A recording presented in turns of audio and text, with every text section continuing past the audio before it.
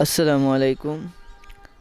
অনেক দিন অপেক্ষা করার পর অবশেষে হাতে পেলাম ইনকিউবেটরটি। আর এই ইনকিউবেটরটির জন্য আমার অপেক্ষা করতে হয়েছে পুরো 3টা দিন। এখন হাতে পেয়ে অনেকটাই ভালো লাগছে। আর এই ইনকিউবেটরটি এসটিসি 1000 সার্কিট দিয়ে 90 ডিমের একটি ইনকিউবেটর, এসি ও ডিসি। আর এসি এবং ডিসি ইনকিউবেটরটা নেওয়ার কারণটা হচ্ছে বিদ্যুৎ চলে গেলে যাতে আমি ব্যাটারি দিয়ে ইনকিউবেটরটি চালাতে পারি।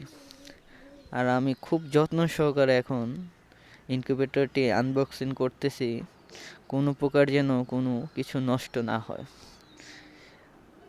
আর আরেকটা কথা হচ্ছে কি, ইনকিউবেটরটি নিলে এবং আমি বলবো যে এসি এবং ডিসি ইনকিউবেটর নেওয়াটাই ভালো মনে করি।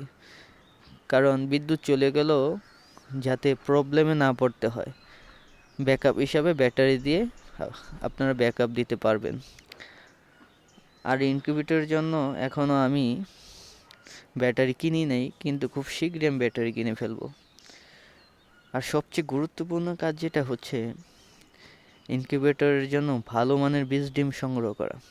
কারণ এখানে সবচেয়ে গুরুত্বপূর্ণ হচ্ছে ভালো মানের বীজ ডিম সংগ্রহ করা, যাতে বাচ্চার হ্যাচিং রেটটা ভালো আসে।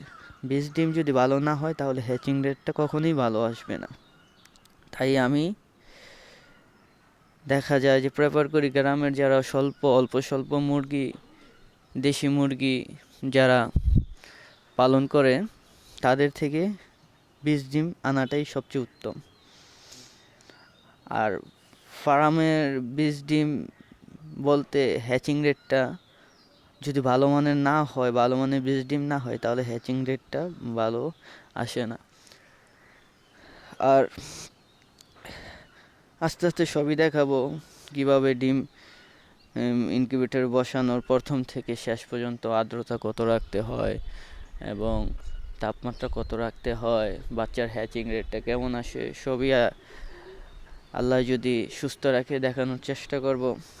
এটা আমার প্রথম ভিডিও ইউটিউবে, তো সবাই পাশে থাকবেন, সাবস্ক্রাইব লাইক দিয়ে সাথে থাকবেন এবং পরবর্তী ভিডিও করার জন্য আমাকে আরও উৎসাহিত করবেন।